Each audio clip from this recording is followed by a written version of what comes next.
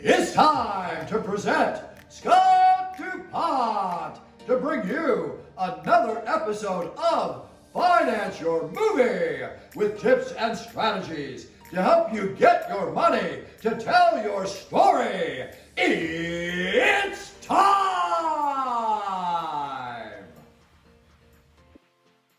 Okay, back with another episode of Finance Your Movie. We just had this guest on, I think about a month ago, Monroe Mann. Monroe is an entrepreneur. He's an entertainment attorney. He's also a film producer himself. He's navigated lots of filmmaking clients. And on the last episode, we talked about his book, Trust, about fundraising. Welcome, Monroe. Hi, Scott. Great to be back. So we're not talking about any of those things. Go back last month. And the reason I wanted to bring you back, Monroe, is your episode was one of the most listened to. We had a lot of really positive comments. I think it's rare that an entertainment attorney who's also an entrepreneur and a filmmaker, you really resonate with the audience. And now a TEDx speaker. That's right. Congratulations on the TEDx thing coming up soon. So we're here today to talk about not this book. I've read a lot of the Guerrilla books over the years, but you actually wrote a book with the late, great J. Conrad Levinson called Guerrilla Networking. There it is. Yep. Read it many times. Great book. And this topic comes up a lot, Monroe, and I want to dive deep into this today. People say, I don't know, because Scott, how do you get films financed? Well, you got to have a killer business plan. You got to have a great team. You got to have all your ducks in a row, right? There's a whole episode we could do separately about that. But once you have everything together, because you only get one chance when you're sharing an exciting movie project with somebody, you really need to start with going to your network. So I wanted to talk about the importance of networking and financing your movies. So let's talk. I want to kind of break this into two parts, Monroe. First part is when you meet somebody for the first time, you're really more planting the seeds. Hi, my name is Monroe Mann, yada. Then there's a second time, come back a period of time later. Hey, remember me? I'm Monroe. Good to see you again. I'd like to share this exciting movie I'm doing. And there's probably a lot of time in between. So that's what I wanted to dive into, is the whole networking process, that eventually building a network where somebody who might remember you, at least know who you are, would consider a risky movie investment. So where to start? Do you want me to approach this from the standpoint of guerrilla networking? Yeah, I mean, just drop some advice that you think would be helpful for our audience. You know our audience, Okay. because so many people don't know how to network. Sure. So that's a good starting point. Most people think of networking as you go out there and meet people. And people who don't know anybody think, okay, I need to go out there and meet people. That's what I need to do. I got to go create connections. I got to go meet investors. I got to go meet agents. I need to go meet screenwriters, blah, blah. And the concept of guerrilla networking flips that on its head and saying, stop going out trying to meet people. Instead, you should be focusing most of your 95% of your effort on becoming the type of person who other people want to meet. And it's a strange concept in the fact that it's not a quick fix. You only can do guerrilla networking if you are in it to win it, like Scott and I are. We've known each other for probably 20 years. And you need to have the patience to develop yourself into such an interesting person who's got so many cool things going on. And the definition of cool doesn't necessarily have to be across many different fields. It just needs to be enough that people will say, who is this Scott DuPont guy? I want to get to know him. As soon as they say, I want to know more about you, boom, you've done it. You're now a guerrilla networker because they're curious about you, and then you're in the power seat because instead of you pushing, hi, I'm Monroe, hi, I'm awesome. They go, hey, what? An investor who invested in You Can't Kill Stephen King got in touch with me just recently. Said, Monroe, you got any new projects I can invest in? Wow. And it's like that's exactly what it is. It's like, oh my gosh, it happens once you put a lot of work in. People wouldn't 15 years ago would not say, Monroe, do you have any projects I can invest for movies? I mean, that's just crazy. But that's what happens when you create the track record. And if you watch the episode about trust that we talked about earlier, it'll give you some tips on, well, how can I get that trust so that people will come to you? So I've been hanging on every word you just said. Can you drill down a little bit for the audience? When you first approach someone, how do you make yourself memorable? How do you, it's like, that's Monroe, that's the kind of guy I want to learn more about. Can you kind of give us some words of wisdom here? It's really hard. I will tell you that. To become the type of person that other people want to meet, it is not easy. So the first thing I'll just say, how do you do it? Do not assume that you're going to magically do it in a day. And do simple things to make people want to get to know more about you. Scott mentioned the first time that you meet somebody is the planting the seeds, and that's correct. You don't want to plant the seed and be someone who's a motor mouth and talking, blah, blah, blah, blah, blah, and I just did this, and I just did this, and I'm so proud. And it's like, you know what? You're so annoying. I don't care what you did. Yeah, as Scott's going, it's just about you. It's about me, me, me. Look at me. Look how great I am.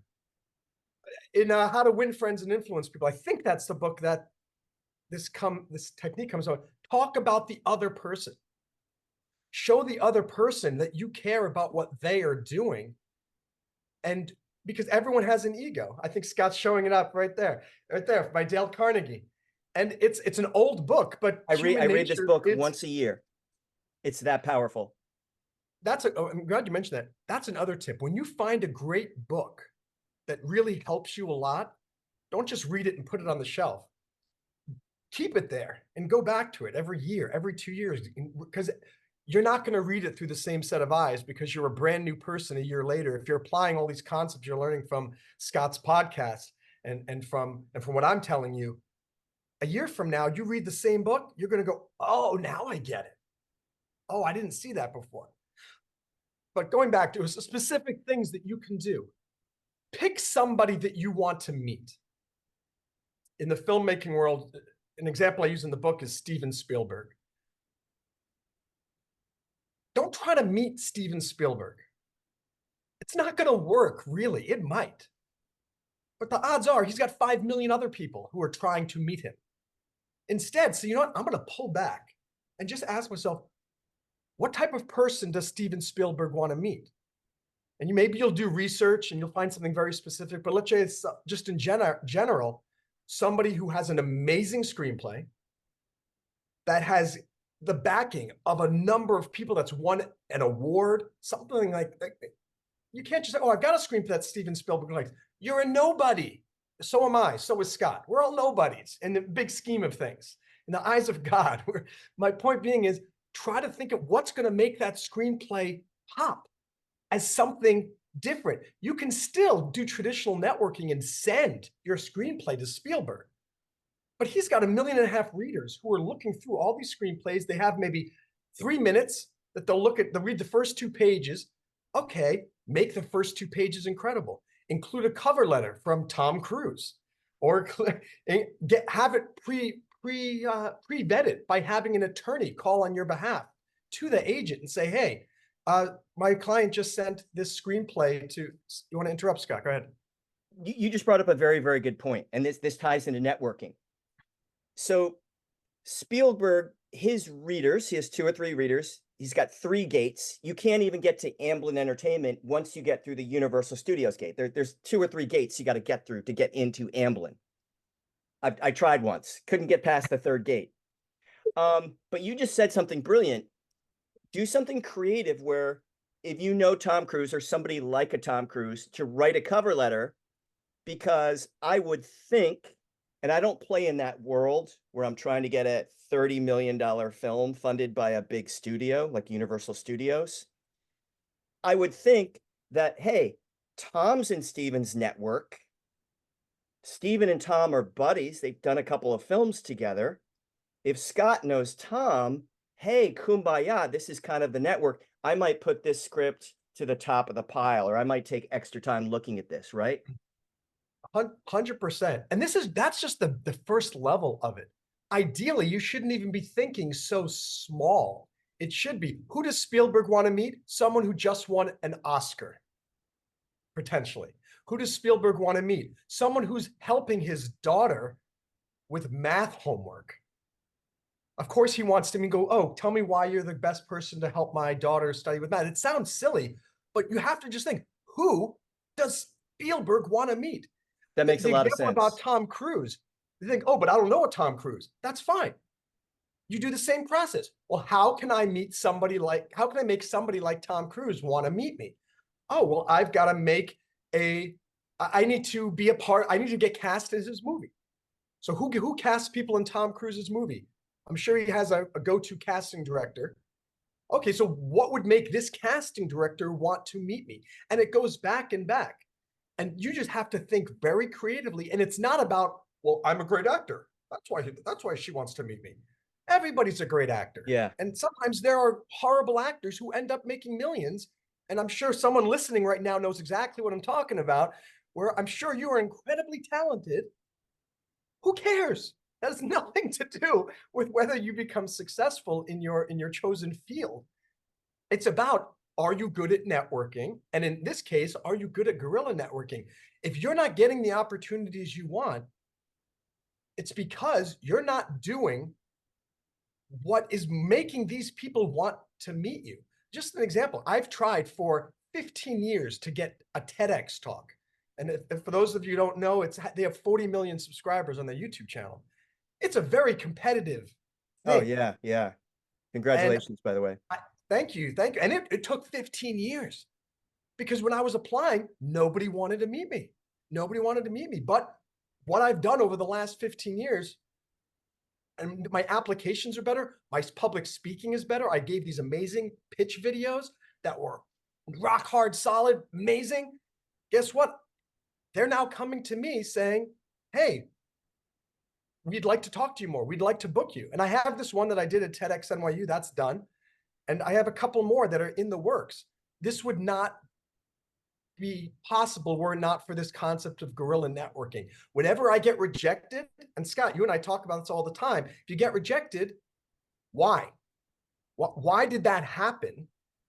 How do you fix that so that the next time you have that opportunity, because as Scott said, you have one opportunity to introduce yourself. You're going to screw up a lot of times with guys, with girls, with friends, with business partners, with investors, with screenwriters. That's fine. Just get over it. Don't let it drag you down and realize, all right, now how do I use this to become a more likely person that people want to meet and work with next time? So let's talk about the first time. You're trying to be memorable. You're trying to be someone who maybe has the capability of investing in an independent film, might have the resources or whatever, although I never, ever, ever prejudge anybody because you never know. But you graciously met that person. Hey, I'm Scott. I'm a big fan of your business. I shop at your store all the time. Anything I can do to promote your store? What can I do for you? However I meet people, I try to be altruistic. Then there's a gap of time. Two things I want to ask you about. What can we be doing in that gap of time, whether it's a couple of weeks, a couple of months, when I first met that person that I want to develop a relationship with? And then the second part of that, when's the right time to finally go back and say, hey, Bob, we've known each other the past 6 months or the past 6 years. I would love to share this movie opportunity with you. Sure. One thing I just want your listeners to know that Scott is 99%, in 99% of the situations, what Scott is telling you is correct. And this will make sense when I'm done. If you know for certain, when I say for certain, that's a very rare situation. But if you know for certain that what you are offering is going to change this investor's life, and you can prove it with evidence, and you're on a schedule, and there's a deadline, this and that, there's nothing wrong with making your introductory pitch the actual pitch. You don't have to have it just be introduction. And again, don't misunderstand me. That doesn't mean 99% of you cannot do this, because you don't have anything that is like a 99% awesome, incredible opportunity. What's an example of that is you're saying, hey, you've already got your script. We keep going back to Tom Cruise. I'm a fan of his. You got Tom Cruise attached as the lead actor. You have Spielberg attached as the director. The schedule is already set. They are booked. This thing is starting in 2 weeks, and you need an extra $20,000. In that sense, you just go to everybody you know and just go, here's the deal. I got a movie. It starts in 2 weeks. Tom Cruise is starring, Spielberg directing. We start on April or May 15th, June 15th, whatever it is. We need an extra $20,000. I'm asking everybody I know, do you want to be that person? And the rate of return is 10% within 6 weeks of finishing post-production, blah, blah, blah. Something like that's an amazing pitch. And anybody would be interested in saying, let's talk. This is crazy. You use that whole example. That almost exact example happened to a friend of mine. So a friend of mine is Dan Griffin. He's doing background work, an extra on some movie. And he overhears that American Gangster is getting ready to go, but I think they lost a director and they lost the money, or vice versa. And Dan goes, God, what an opportunity. Like, this would be a crime if this movie falls apart, because he was a big Denzel Washington fan. And he just started talking to a bunch of people. And I think he introduced a director and he got the money and he got a producer credit on American Gangster. Beautiful. Just a regular guy doing background work. I'm glad you had a real world example of that from your own life and here, so that your listeners That's a real world example. So now it can happen, but it's not often. But all I'm telling you is be prepared to think. Don't be shy if you have the opportunity of a lifetime, but don't let your ego get ahead of yourself. You probably do not have an opportunity of a lifetime. And I think that's where a lot of people mess up when they're introducing themselves. They try to make everyone, oh, it's so great. It's like, stop. We know you're faking. We know you're faking it till you make it. You're trying to impress me. Don't try to impress people. That's another thing about guerrilla networking. Traditional networking is, I'm going to try to impress you, Scott. Guerrilla networking, for example, when I said and TEDx speaker, that was me trying to impress you, quote unquote. It's not bad. There's nothing wrong with me trumpeting my own accomplishments. Well, but how much better when people, let's say your listeners watch this, and then all of a sudden they're searching on Google and they're on the TEDx YouTube channel, and they go, oh my gosh, that's the same guy that was just on Scott DuPont's podcast. Boom, that's guerrilla networking, because now your listeners would want to meet me even more without me even having to say it. Someone else trumpeted my accomplishments. Did you want to add something? Yeah.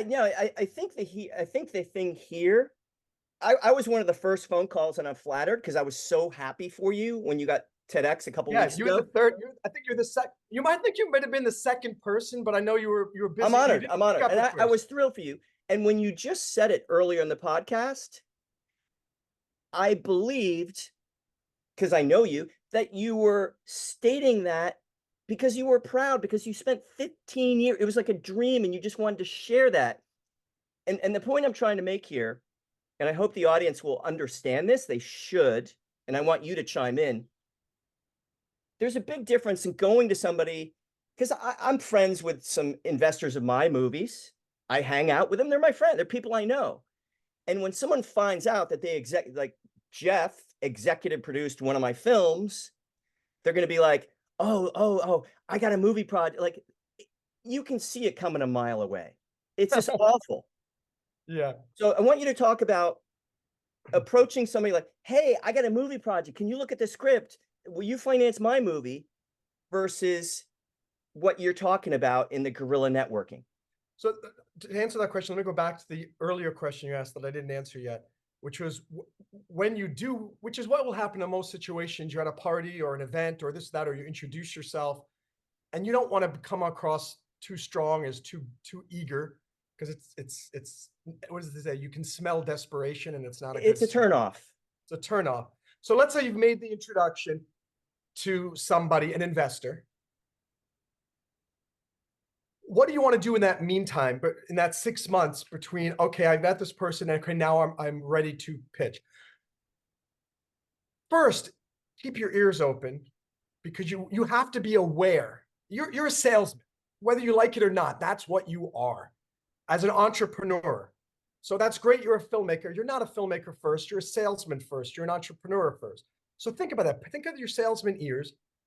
At any time, they always say, don't close the sale beyond the time when the customer is ready to buy. Meaning, if the person says, okay, how much? Don't go, okay, well, I want to tell you a little bit more about myself. And then before you know it, they go, you know what? I don't want to work with you anymore. Get the money from them, and then answer their specific questions. So if there is an opportunity, when you're talking to them, start thinking your guerrilla networking. What are they looking for? What would make their lives easier? Scott does this with me all the time. And as you said, he's a very generous, altruistic person. And he's always coming to me, and I have a lot to learn from you, Scott, actually, this one. He's always coming to me to make my life better. And he goes, like, Monroe, you're just like you said, oh, your podcast last time was great. We would, everyone would love to have you back. And it makes me feel good. Oh, of course I'd love to come back again and stuff like that. I would do anything for Scott DuPont. Whenever he calls, I go, what are you doing? And let me know how I can get involved. Why? Because I know he's got this great heart. He always wants to help me. And it's weird. And the truth is, Scott, no one is 100% altruistic. The truth is, why does Scott do anything like that? Why do I like helping people? It makes me feel good. It makes Scott feel good. It's the sixth human need. I think most people genuinely want to help other people if they can. Absolutely. And so it's like a win-win. You help other people and you feel great because you're helping other people. But it's so nice because whenever Scott gets in touch, I don't think about the fact that, it's making Scott feel great. I think about the fact that it's making me feel great, that he's bringing opportunities, things to me, and he's always looking out for me. So that's the first thing during that interim. Research this investor. How can you help that investor? Now how do you help the investor? What is the investor then looking for? In general, they want, if we're talking film investors, number one, they want to be part of something cool that they can brag to their friends about. No one wants to be part of a silly 2-minute short film with a bad cameraman. But it doesn't mean a 2-minute short film has to be considered crappy. There are some amazing short films on YouTube that have millions of views. And that could be the guerrilla networking tool that gets people to come to you. The TEDx, for me, I'm hoping, fingers crossed, because you've heard these stories about these TEDx's that can blow up. And by the way, if you're listening, hope you'll check it out around June, July 2024. It's guerrilla networking. You have millions of people watching you. Yeah, these people could potentially watch that and go, I want to book that guy to speak. I want this guy's help. I want his advice on it, whatever it may be. Think about that when you're thinking about these investors. The best situation is just like what happened recently, where this investor comes back to me and goes, do you have any more projects I can invest in? If you don't have any projects yet, that's fine, but you can still make them want to get back in touch with you. That's real trust and rapport, like you talk about in your first book. When people circle back to you or say, hey, Monroe, what's up? Or hey, Scott, what's up? You got any project? That doesn't happen very often, but it's pretty amazing when that does happen. And to piggyback on what you just said is, you don't want to get rid of traditional networking. They work part and parcel. For example, I let Scott know about my TEDx. That was me doing traditional networking. But as a result, I was on his mind. And next thing I know, he sends me this message now today going, hey, I want you to be back on the podcast. In some ways, it was both. It was guerrilla networking me because I told him about the TEDx, but I first started it by planting the seed to the traditional networking. I reached out. Now Scott reached out to me through my guerrilla networking because of the TEDx to say, be on the podcast. But now I'm thinking more and more about podcasts because Scott keeps getting in touch with me. So whenever I think of podcasts, who am I thinking of? Scott DuPont. So if I wanted to start a podcast or someone else wants to start a podcast, I'm going to say, you know what? I'm going to reach out to Scott, or I'm going to refer somebody to Scott DuPont. So think of always, it's not, I'm just a guerrilla networker and I only, it's the equivalent in acting world of the movie star who becomes so successful, who gets offended when he or she is asked to do an audition. Because that audition is basically, you want me to do traditional networking? No, I want guerrilla networking. I want you to just give me the part. So while you're thinking, I want you to think, how can I make this opportunity really interesting for the investor? What can I do to make the person, the investor, think, just remember, they've got a limited amount of money, every investor. And that person could be someone who's just earned $15 working at McDonald's. That's $15. That person has to decide, where do I spend it? And you may think, oh, of course, someone who's working at McDonald's, $15 an hour, the only place they could spend it is on their bills. Not true. I saw this guy out here in Miami Beach, and I just outside of a little mini mart, and I was looking to the left. I was drinking a soda or something, and I see him, and there were these scratch-off tickets. And I looked, and I did a double take. They said, each one of them said $25. He had about 40 of these things. So, I mean, that was probably like $600 or something. I said, how much did you spend? And he said, yeah, I spent pretty much my whole salary. I said, you just spent I said, why don't you invest in the S&P 500? If you spend that much, I mean, you're going to have a really nice nest egg. He goes, no, because I really need to make $1 million. What I'm telling you is people are irrational with money, but they're rational when the right opportunity comes. So don't assume that that your friend is not able to give you money.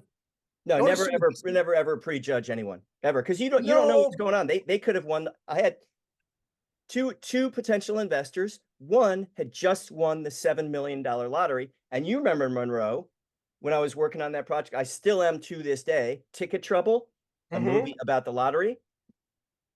You never know. You never know. And that's why you never know about potential investors, what would make them want to work with you. Don't assume that every investor wants the same thing. One investor on You Can Kill Stephen King, the number one thing was, I want to have a small part in the movie.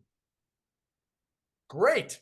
If you can meet our financial needs, we will find a small part in the movie for you. Someone else has said, I'd really like to be on set during the whole shooting, even just to be a part of it and watch it.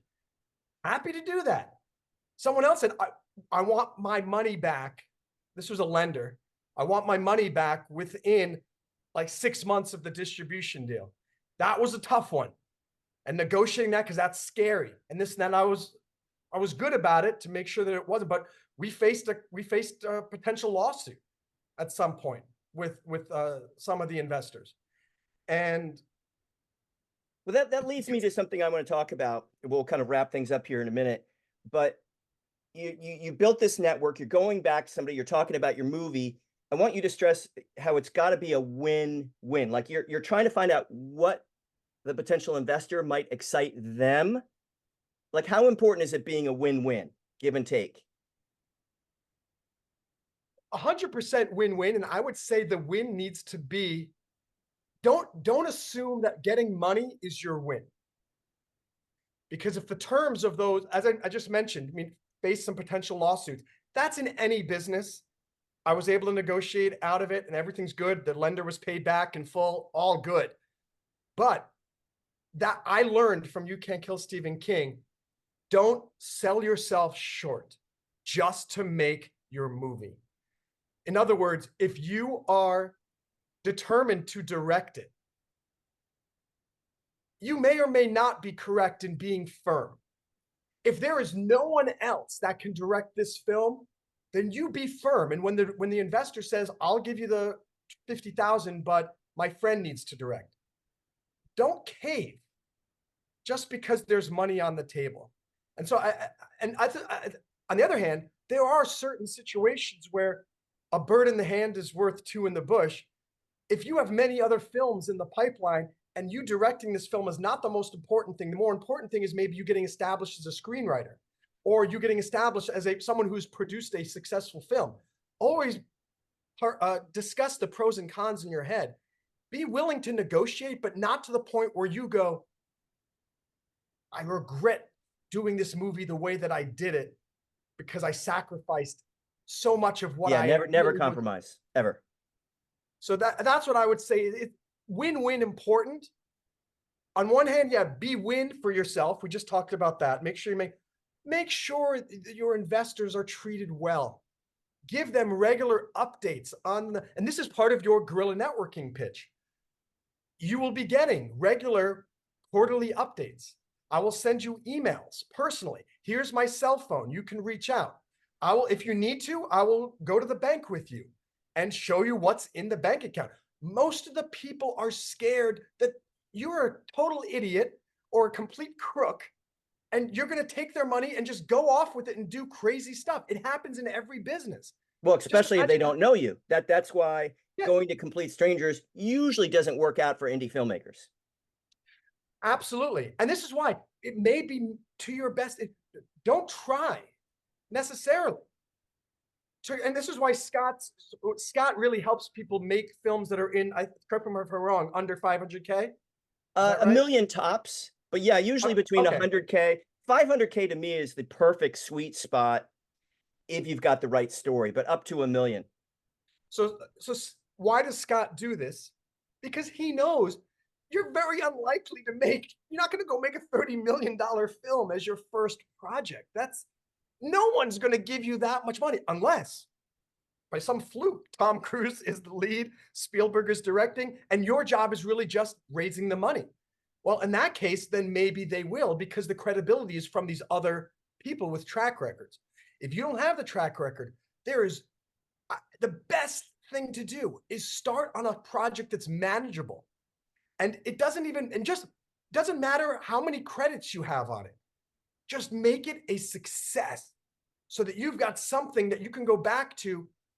It's the exact same process that I used. I lost my first $1 million investor, Brant Anderson, back in 2002, because I had no experience as a filmmaker. I'd never made a movie. And ultimately he said, I'm not going to give you $2 million. But he gave you great advice.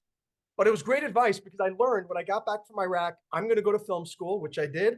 I'm going to start my own film school. And I made 15 short films with my students. I took this collection of films, presented it to the investors for You Can't Kill Stephen King. And guess what? Boom. Rainmaking. And now this guy, people investing in You Can Kill Stephen King are coming back saying, I want to do it again.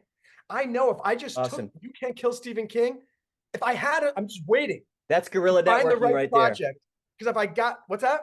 That's Guerrilla Networking right there. You right there, it's happening. And now if I do a little traditional networking and I hold a screening for You Can't Kill Stephen King for 100 potential investors, then that film, and then saying, hey, by the way, this went to Cannes, this sold in 11 international territories, this makes money every year. Any way I can help you get that, let me know. I want to support you finally doing your next film. I still need to figure out what the heck that project is. I realized, we were talking about this about 6 or 7 months ago, and you helped me realize that, dude, all I need is the project again, because I do have the credibility to raise the money for another feature film. You need that creative muse. So it'll come. I'd like to talk to you for ages, man. Team, and we'll love to talk to you about that. But one final question, because we're running up against the time thing. If someone is an introvert, they're not good at networking. They're not comfortable with meeting people. What's some advice that you can give just so people can learn that going up to someone saying hello is not so bad? Perfect question. And I got a story from yesterday. I teach part-time at EF. It's a foreign language exchange school here in Miami Beach. And students come from all over the world, and generally they're younger. And yesterday we were doing improv comedy, and I was using it as a skill to learn as an entrepreneur so that you don't get flummoxed when you're in an interview or an investor meeting or something, and they ask a question and you don't know what the answer is. If you know improv and you have improvisational skills, you can win. 2 of the students were like, I'm not going up. I'm not going to go up. And these are not acting students. They're just here to practice their English and go swimming at the beach. And I said, come on, I know you can do it, blah, blah, blah. They both went up and they kicked butt. And they got the people laughing. And I just gave them a 10-minute improv comedy lesson. Yes, and establish the relationships, establish the scene. Go for it, guys. And they were so shocked because I asked everyone in the class, how many of you think that these two students did an amazing job? Everyone raised their hand. Wow. So the lesson is, if you're an introvert and you're lacking confidence, first of all, you're much better than you think you are. You just think you don't like talking to people. You just think that you're not good with words. Number one, you are. Number two, how do you improve it? Go to an improv. I didn't just give you the finger, sorry. Take an improv comedy class. Find something that especially the Harold technique. Fantastic. Two, maybe do Toastmasters. Learn how to do public speaking. That's the main thing if you want to overcome that. If you want to just stay in your shell, the power of word is incredible. Toastmasters. Great idea. And you can also do amazing stuff. I'm a really good writer. I'm able to get people to respond to my emails because I'm good at writing. You can apply all of these techniques. Again, if you don't want to talk to somebody, you could just send an email saying, hi, I have a film. Tom Cruise is attached. Spielberg is directing. It starts shooting in 2 weeks. Can we talk for 5 minutes? I don't think anybody would say no. They don't even know you. They have no idea why you're writing to them and go, well, that sounds like an interesting conversation. I would give that person the time of day. So don't think about the method of communication. It's the content. If you can relate the content in such a way that they go, ooh, you good. And you say, I prefer to just chat via email. Obviously, eventually you're going to have to show your face and talk, but it should be easier after you break the ice through that introductory call or email. Yeah. Great advice from the author of Guerrilla Networking. Monroe Mann, thank you so much for coming on. Before you leave, if someone wants to research a little bit about your networking platform called Breakdiving, tell us a little bit about that, where they can look that up. Yeah, sure. So breakdiving, instead of waiting for opportunities, breakdivers dive in and make their own breaks. We're a global, not-for-profit personal growth community. We got people all around the world, and we're all kicking ass in life. We call it the friendliest place on the internet because everyone just supports all of your dreams. And love you to check out breakdiving.io. It's spelled BREAKDIVING.io, and we would love to see you there. And it's free to join. Awesome. I talked to a filmmaker from Czechoslovakia yesterday, so I hope he's listening and I hope he plugs in if he wants to.